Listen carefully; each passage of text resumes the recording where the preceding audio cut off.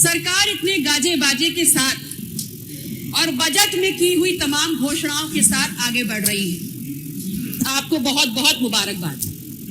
लेकिन आगे बढ़ने से पहले ये जरूर सरकार सुनिश्चित कर ले कि पिछले कार्यकाल में आपने बजट के माध्यम से विभिन्न योजनाओं को आवंटित जो सरकारी पैसे में बंटरबांट किया है वो ना होने पाए, और अगर हो तो उसकी जिम्मेदारी कौन लेगा, ये पहले जरूर सुनिश्चित करें।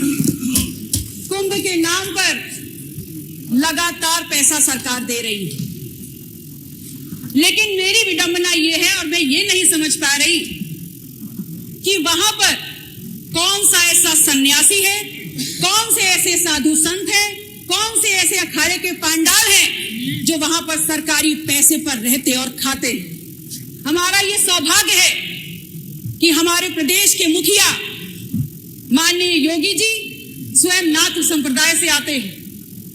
मैं नेता सदन से पूछना चाहती हूं कि यदि आपको ऐसे किसी सन्यासी, साधु संत, अखाड़े का नाम अगर याद हो जो सरकारी पैसे पे वहां रहता है तो मुझे भी बताने का काम कर दें।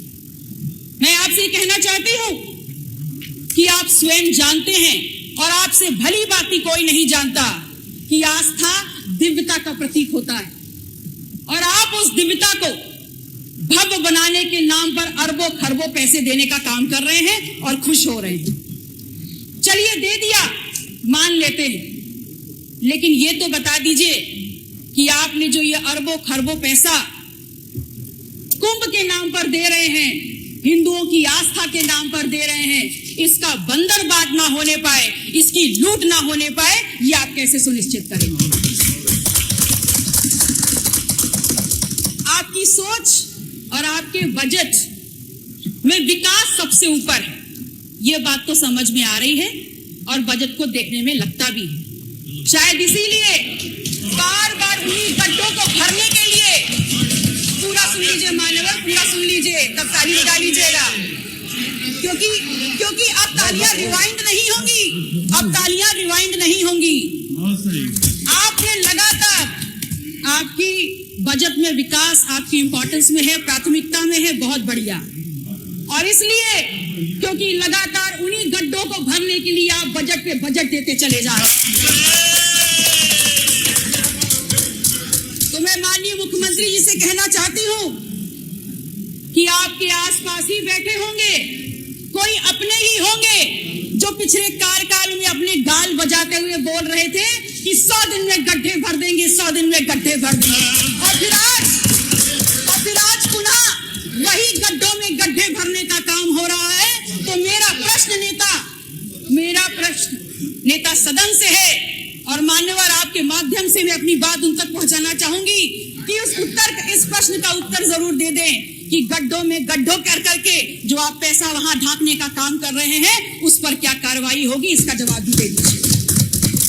और मैंने ये प्रश्न इसलिए पूछा क्योंकि मेरे क्षेत्र सिराथू में एक पुल बनता है, शहजादपुर का पुल, लगभग 300 करोड़ रुपए का वो पुल बना, और उद्घाटन के 3 महीने बाद उसकी सरिया उखड़ के ऊपर आने लगी, और नाम दे दिया दुर्गा भाभी सेतु।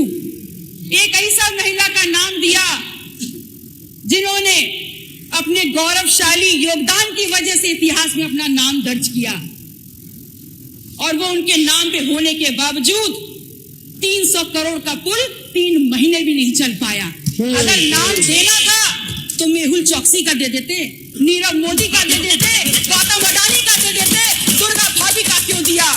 अगर दुर्गा भाभी का दिया था तो कम से कम उसकी क्वालिटी, उसकी गुणवत्ता तो इतनी मेंटेन कर लेते कि कम से कम उतने साल तो वो चल जाता जितना पुराना इतिहास दुर्गा भाभी का है।